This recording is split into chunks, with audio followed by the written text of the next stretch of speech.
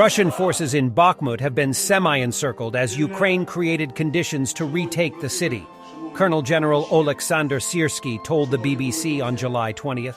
At the moment, the deployment of Russian troops resembles an arch concentrated in Bakhmut, and they are under semi-encirclement. Well, it's impossible not to take advantage of that, the commander of Ukrainian forces in the east said in the interview. Syrsky noted that recapturing the city, taken by Russia in late May, has not only symbolic but also strategic value, as it represents a significant transport hub, allowing Russian forces further advances. According to the general, the Wagner Group contractors who led the efforts to take the city suffered such heavy losses that they have been rendered unusable in combat. Ukraine will be able to capture Bakhmut with 10 times smaller losses, Syrsky said, while admitting there is no clear time frame for retaking the city. The general says it will be attempted as soon as possible. Syrsky noted that his troops are facing the concentration of Russian troops on the Eastern Front. Moscow has an advantage in artillery, air forces, and other hardware. The general listed the obstacles to Ukraine's swift advance. Russia is also redeploying units from Zaporizhzhia Oblast, currently facing a major thrust of Ukrainian counteroffensive, to the east.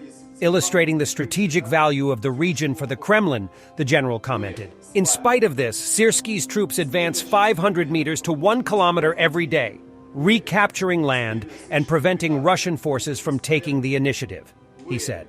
While Western observers and even President Volodymyr Zelensky noted a relatively slow advance of Ukraine's campaign, Syrsky told ABC News on July 5th that the counteroffensive is developing according to plans. And in Odessa and Mykolaiv, Russians continue their attempts to destroy the Ukrainian infrastructure. Overnight, Russia again attacked Ukraine with a variety of weapons. 13 out of 19 Shahed drones were shot down, as well as 2 out of 3 Kalibr cruise missiles and 3 out of 5 Iskander-K missiles. Additionally, 7 Onyx and 4 X-22 missiles were launched from the Black Sea and Crimea.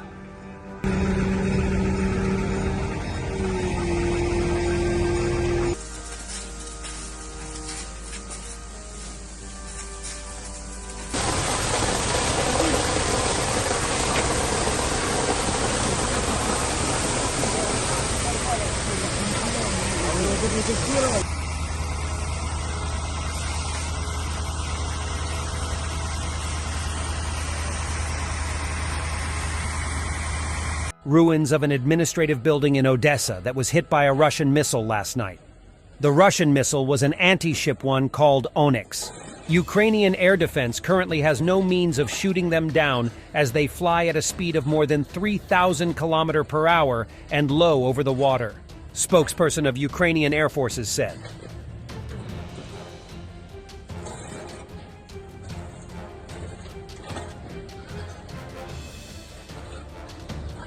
After Russia targeted the Odessa port infrastructure, Ukraine destroyed a military base in Crimea, with secondary detonations continuing throughout the day. Ukraine could use its Hrim-2 missile, while smaller targets along the front line were also hit by HIMARS.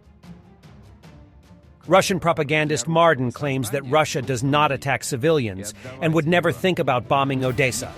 I wonder what their Russian audience thinks about when hearing this. Одесса — это тот самый город, да, про который пел Утесов. Вот что такое Одесса, ну, скажем так, для русского сознания в русском мире. И отдавать ее никаким свиноподобным мы точно не будем. Никогда, ни при каких условиях.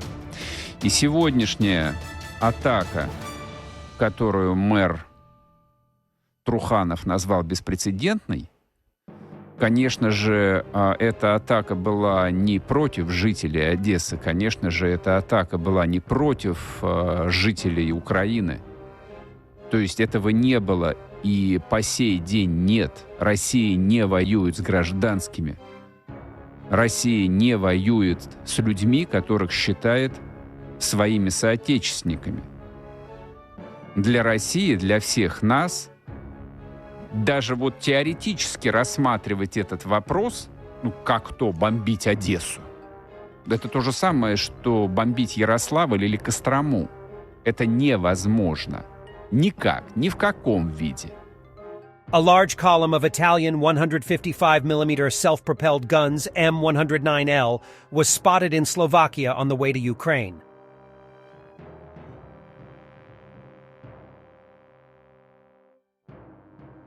The Russians are producing some tanks, but at dramatically lower numbers than the Kremlin claims, and without many of the advanced systems and components that they imported from the West.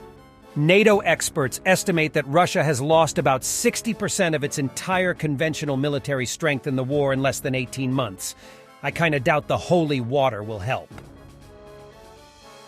Ukrainian crews are showing the work of the German anti-aircraft system Gepard, and how the gun is destroying Iranian Shahed drones.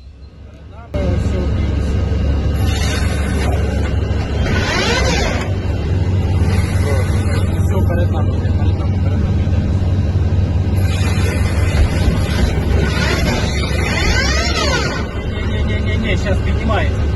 Вогонь! Повторю, вогонь!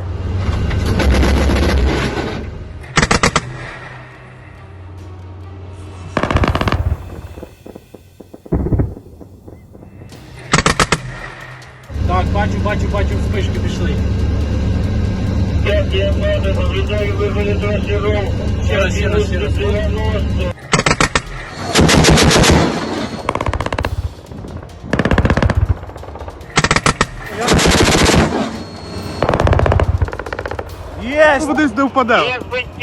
Є збиття! Dmitry Shevtsov, Secretary General of Belarus Red Cross, has admitted that his organization takes part in abducting children from temporarily occupied Ukrainian territories to Belarus. Belarus was accused of kidnapping children who arrived to us for health improvement. Belarus Red Cross took part in it, and is taking part and will be actively participating, he said. The International Criminal Court said they were investigating this issue. Ukraine has called for an arrest warrant for Shevtsov from the International Criminal Court. Belarus Red Cross states that its purpose is to prevent and alleviate human suffering wherever and whenever it occurs, voluntarily and without discrimination. How can that go along with separating Ukrainian children from their families and bringing them to be subjected to aggressive propaganda and bullying? Когда обвинили Республику Беларусь в том, что мы похищаем детей, которые приезжают нам на оздоровление. И, честно говоря, дело в том, что и Белорусский Красный Крест принимал в этом, и принимает, и будет принимать в этом активное участие. Thanks for watching, and don't forget to subscribe. Also, if you want to support Warthog Defense, please become our member and get early access to new videos, exclusive members-only videos, and become administrator in comment section. The membership link is in the description. Rescues every day. We had a guy last week, it's 6 rescues in 6 days. You know, he's doing the job every day.